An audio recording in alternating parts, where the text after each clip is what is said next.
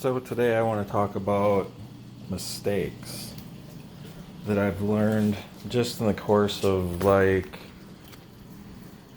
only had this thing a few months. It's amazing how much research I've done and learned about this stuff over the course of it. So when you set up your tank, make sure it's level and make sure it's straight. As you can see, this one is very crooked. Not to mention the water level, very on level. Another thing is, I'd say number 2, getting the proper light right away. I had the LED, one that was with this tank. No. You can't grow coral. Anemones don't live. A number of things. I'd say mistake 3 would be trying to change things too quickly. Like when I first got this, I was doing major water changes on it. Major changes really, really fast. My snail died, my urchin died. I don't know if it was because of that reason. I think the urchin ran out of food and the snail ran out of food because they were used to eating algae in the tank, and I was changing that drastically quickly. So I'm surprised he even has any food anymore. But yeah, the tank has changed dramatically, as you guys can see through the videos of cleaning it since I bought it.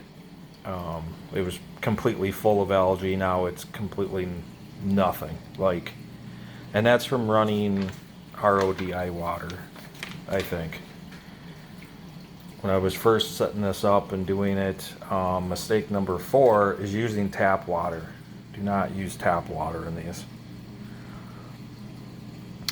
The water has too many minerals in it. It grows things that you don't want, unless you want algae and all that stuff.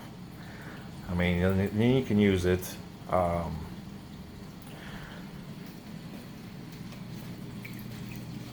GSP's up there just floating along.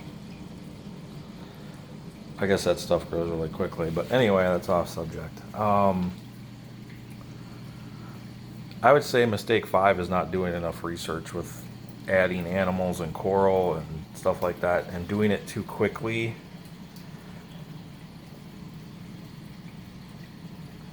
Like I added a goby and he just killed him. So no more goby. I was gonna put the goby in here to help clean the sand up and keep it clean, but there's a lot of big rock in this one, so I don't know if that really even would have worked, but I didn't have enough time. I mean, the fish lasted 2 days and then he was done. So I'd say having a top for these is really good too, because of the way they evaporate into the air, and then your house is about 68% to 70% humidity in it, which is really high. So it's nice to have tops for these. It's another good tip. But yeah, that's just some of the things I've learned over doing this for the last,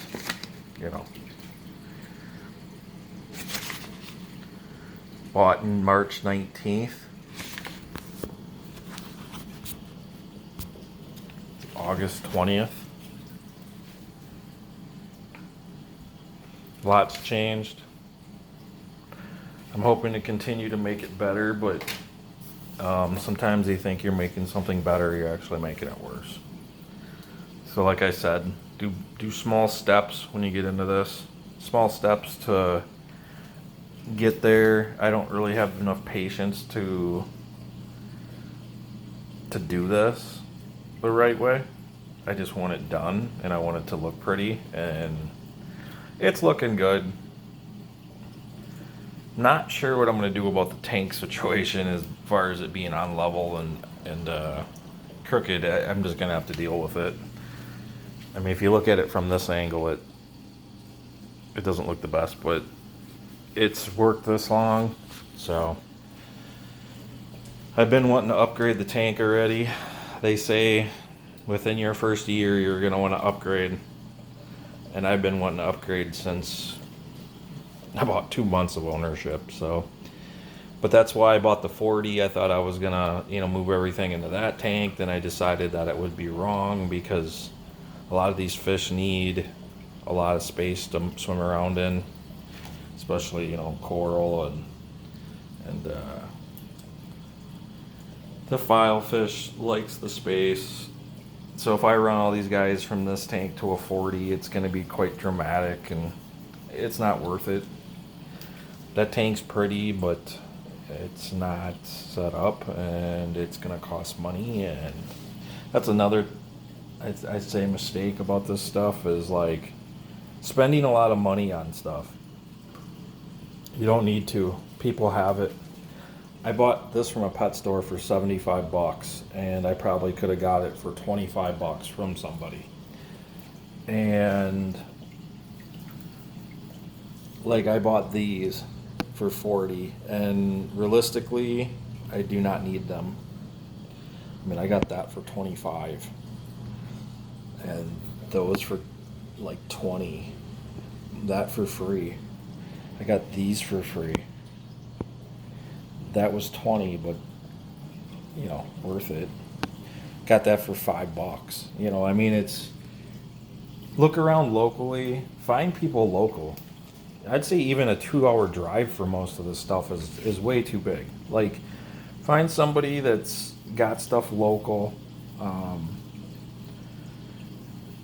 Get partnerships with people, meet people. That's what this hobby's really about, is learning, finding other people that have the same interests, and they can help you like in more ways than going to a pet store and just overpaying for something. Not that all pet stores are bad. There's some really good ones. I mean, I've found a few in Madison that were pretty good.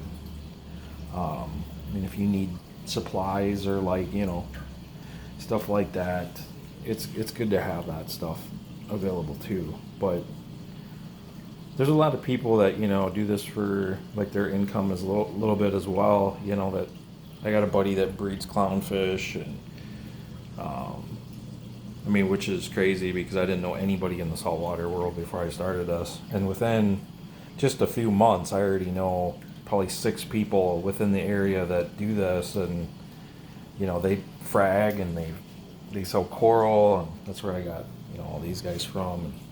And I got that from a pet store, but that's okay. Golden Guppy's a good place to buy coral from. Local guys, I got these from. They're nice stuff. It's definitely worth the weight in gold. So,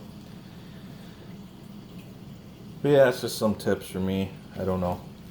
It's not that I'm not saying that I know everything about this stuff, because I'm still learning a lot, but just some stuff I've been through, kind of.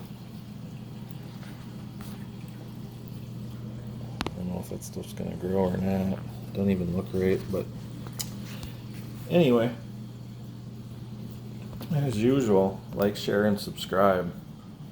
Have a good one.